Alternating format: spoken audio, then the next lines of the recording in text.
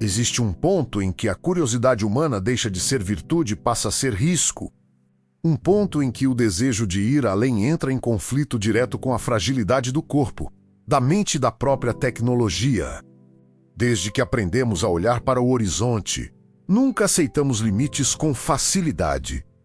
Sempre acreditamos que, se algo existe, então pode ser alcançado. Mas a pergunta que raramente fazemos é outra. Deveríamos chegar lá?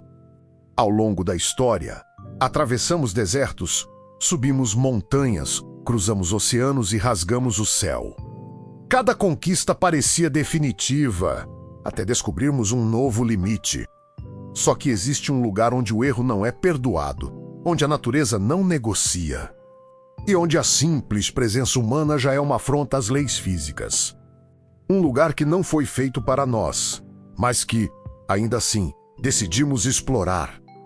Esse é o conflito central desta história. Um desafio extremo que testa não apenas a ciência e a engenharia, mas também a ética, o ego e a própria noção de progresso. Porque, nesse ambiente, não se trata apenas de sobreviver. Trata-se de aceitar que talvez existam fronteiras que não foram feitas para serem ultrapassadas. Esse lugar é conhecido como a Zona Abissal Extrema. Um conceito que funciona como um personagem invisível ao longo de toda essa narrativa. Ela não aparece. Não fala, não ameaça. Ela simplesmente existe. E sua existência impõe regras absolutas.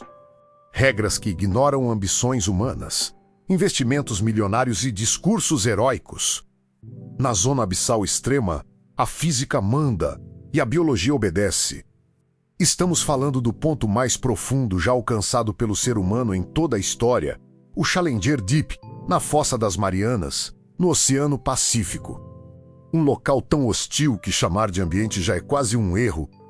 Ali, a vida existe no limite do possível. E o ser humano, quando chega como intruso. Para entender o nível desse lugar, é preciso imaginar o oposto daquilo para o qual fomos projetados. A superfície da Terra é feita de luz, ar e pressão equilibrada. No Sherdi, não há luz nenhuma, a escuridão é absoluta. Não existe dia, não existe noite. O conceito de tempo começa a perder sentido. A profundidade ultrapassa os 10.900 metros. Isso significa quase 11 quilômetros abaixo da superfície do Março. Para comparação, se o Monte Everest fosse colocado ali, ele ainda ficaria submerso por mais de 2 quilômetros. E o problema não é apenas a distância, é o que vem com ela. A cada 10 metros de profundidade, a pressão aumenta. No fundo da Fossa das Marianas, a pressão é superior a 1.100 vezes a pressão atmosférica ao nível do Março. É como se mais de um elefante estivesse pressionando cada centímetro quadrado do seu corpo. Nenhum osso humano foi feito para isso, nenhum pulmão, nenhuma célula. É por isso que esse conceito, Zona Abissal Extrema menos, funciona como um limite invisível. Um ponto onde a sobrevivência natural humana é exatamente zero. Sem tecnologia, a morte acontece em segundos. Não por falta de oxigênio apenas, mas porque o corpo simplesmente entra em colapso estrutural. E ainda assim, fomos. A primeira descida tripulada até esse local aconteceu em 1960, em plena Guerra Fria. O nome da missão era Trieste. A bordo, 2 homens, o oceanógrafo suíço Jacques Piccard e o tenente da Marinha dos Estados Unidos Don Walsh. Oficialmente, era uma missão científica. Mas o contexto político contava outra história. Naquele momento, o mundo estava obcecado por conquistas extremas. A corrida espacial dominava os noticiários. Explorar o ponto mais profundo do planeta era também uma demonstração de poder tecnológico. Uma mensagem silenciosa. Se conseguimos chegar aqui, conseguimos chegar em qualquer lugar. A descida levou quase 5 horas.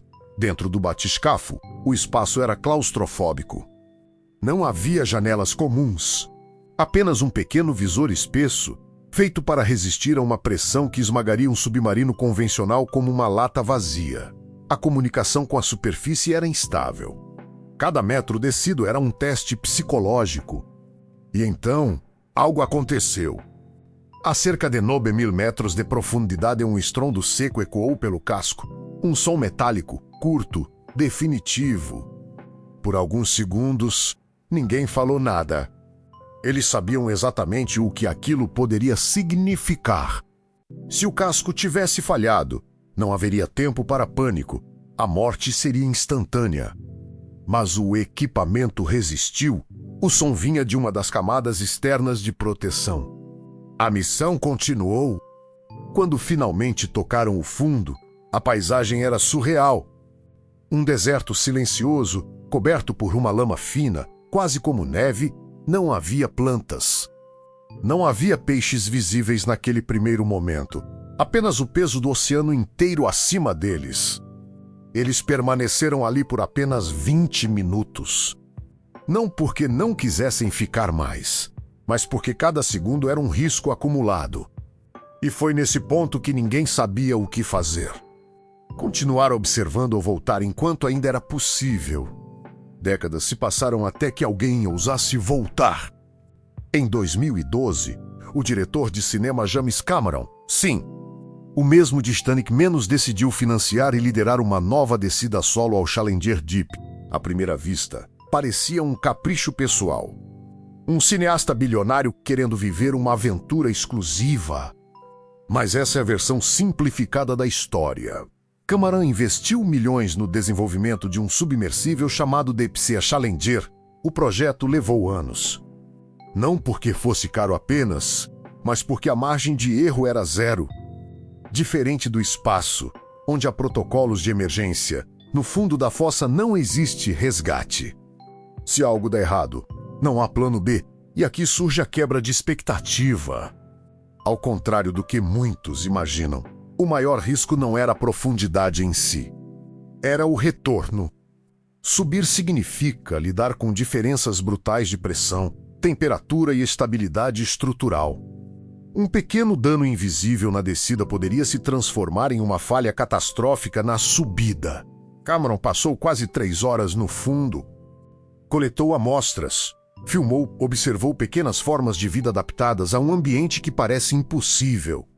Mas, ao retornar, ele fez uma declaração que quase não ganhou manchetes. Ele disse que o fundo do oceano parecia solitário, não aterrador. Não monstruoso, solitário, e isso muda tudo. Porque o maior inimigo naquele local não é um predador, nem uma criatura desconhecida. É o silêncio absoluto. A noção de que, ali, o ser humano não tem importância alguma, não há palco. Não há testemunhas. Não há heroísmo. Isso levanta um dilema moral real. Até que ponto explorar esses lugares é ciência? E a partir de que ponto se torna vaidade?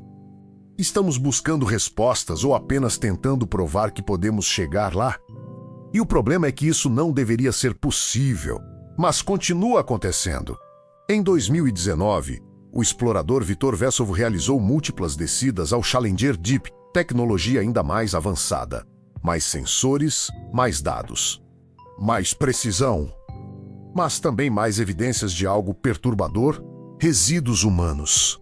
No local mais profundo da Terra, foram encontrados vestígios de plástico, microfibras. Poluição, o ponto mais inalcançável do planeta, já havia sido alcançado pelo nosso impacto.